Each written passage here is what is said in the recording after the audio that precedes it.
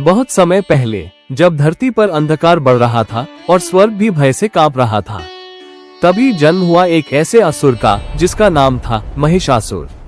वो साधारण राक्षस नहीं था, उसकी महत्वाकांक्षा आकाश से भी ऊंची थी। उसने ठान लिया था उसे अजेय बनना है। महिषासुर ने कठोर तपस्या आरंभ की। वर्षों तक वो अग्नि के मध्य खड़ा रहा। न भूख की चिंता, न प्यास का भय, सिर्फ एक लक्ष्य, अमृतत्व के समान शक्ति। उसकी तपस्या से प्रसन्न होकर ब्रह्मा प्रकट हुए। उन्होंने वरदान मांगने को कहा। महिषासुर ने चालाकी से कहा, मुझे कोई देवता, कोई पुरुष कभी न मार सके। वरदान मिल गया और उसी क्षण जन्म हुआ उसके अहंकार का। अब उसे कोई भय नहीं था। वो स्वर्ग की ओर बढ़ा। आकाश में युद्ध छिड़ गया। देवताओं के अस्त्र टूटने लगे। स्वर्ग के द्वार हिल उठे। एक एक कर देवता पराजित होने लगे। महिषासुर ने स्वर्ग पर अधिकार कर लिया। अहंकार अब सत्ता बन चुका था, परंतु हारकर भी देवता निराश नहीं हुए। उन्होंने अपनी समस्त शक्तियां एकत्र की।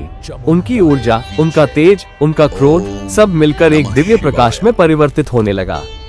और उस तेज से प्रकट हुई माँ दुर्गा, सिंह पर सवार, लाल वस्त्रों में दीप्तिमान, 10 भुजाओं वाली, हर हाथ में एक दिव्य अस्त्र, त्रिशूल, चक्र, तलवार, धनुष। हर शस्त्र में देवताओं की शक्ति समाई थी। उनकी आंखों में करुणा भी थी और अन्याय के अंत का संकल्प भी।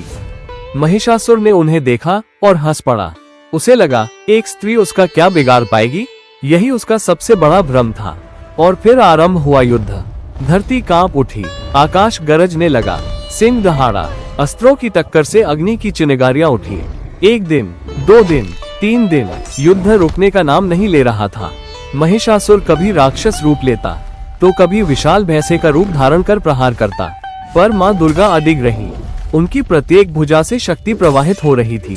9 दिनों तक चला ये भीषण संग्राम। और फिर आया 10वां दिन। समय जैसे ठहर गया। माँ दुर्गा ने अपना त्रिशूल उठाया। उनकी आंखों में तेज और भी प्रखर हो गया। एक ही वार और महिषासुर धराशायी हो गया। अहंकार का अंत हो चुका था। अंधकार मिट चुका था। आकाश निर्मल हो गया। देवताओं ने जय घोष किया। और तभी से 10वां दिन मनाया जाता है विजयादशमी।